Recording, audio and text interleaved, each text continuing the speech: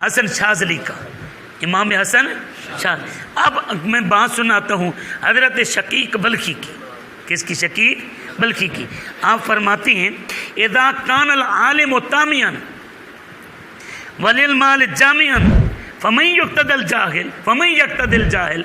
آپ فرماتے ہیں لوگوں سنو، علم پڑھنے والوں سنو، اور طالب علموں سنو، مسند رسول کے اوپر قبضہ کرنے والوں سنو، اپنے آپ کو وارث مصطفیٰ کہنے والوں، وارث نبوت کہنے والوں سنو، اگر تم عالم ہو کر لالچی بنو گے، کیا بنو گے؟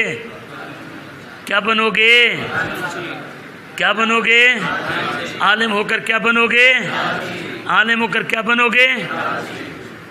اور وللمال جامعاً، اور مال کے لیے جمع کرنے والے بنو گے، تو بتاؤ فمن یقتدی الجاہل، تو جاہلوں کو بھی تو کوئی رستہ دکھاؤ نا، وہ کس کی پیروی کریں؟ ہاں کنیاں گلنا یار کاش کہ اسی پڑھ لیندے۔ ہاں 6,000 کتاباں پڑھیاں تے ہجے بھی طالب زردہ ہوں۔ 6,000 کتاباں پڑھیاں تے ہجے بھی طالب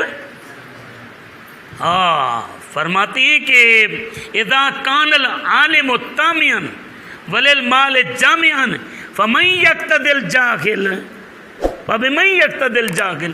فرماتے ہیں وہ لوگوں، علم پڑھنے والوں، اگر تم لالچی بن گئے، اگر تم چونٹی کی طرح جمع کرنے والے بن گئے، اگر تمہیں خدا پر توکل نہ رہا، اگر تمہیں میرے مصطفیٰ کے وعدوں پر اعتبار نہ رہا، اگر تمہیں قرآن کے خزانے پر یقین نہ رہا، اگر تمہیں پیغام مصطفیٰ، نظام مصطفیٰ کا پاس نہ رہا، اور تم دولت کے اوپر مرنا شروع ہو گئے، اور تم ابو الفضل فیضی بن گئے، تمہارے فتوے بکنے لگے، تمہارے واعظ کی قیمت مکنے لگی، تمہاری امامت و خطابت کے پیسے آنے لگے، تو کوئی تو بتا دو نا جس کی جاہل اقتدا کرے۔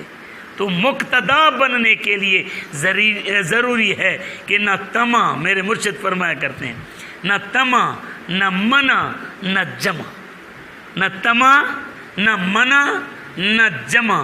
اللہ پاک ہم علم کے دعوے دار ہیں، وراثت مصطفیٰ کے دعوے دار ہیں، وراثت نبوت کے دعوے دار ہیں۔ خدا کریں اللہ پاک ہمارے دلوں سے طمع کو بھی نکال دے، اور مال کی جمع کو بھی نکال دے، اور اللہ پاک حب دنیا کو بھی نکال دے، نسیان آخرت کو بھی نکال دے، خوف فقر کو بھی نکال دے، اور اللہ پاک خوف ناس کو بھی ہمارے دلوں سے نکال دے۔ اللہ پاک عمل کی توفیق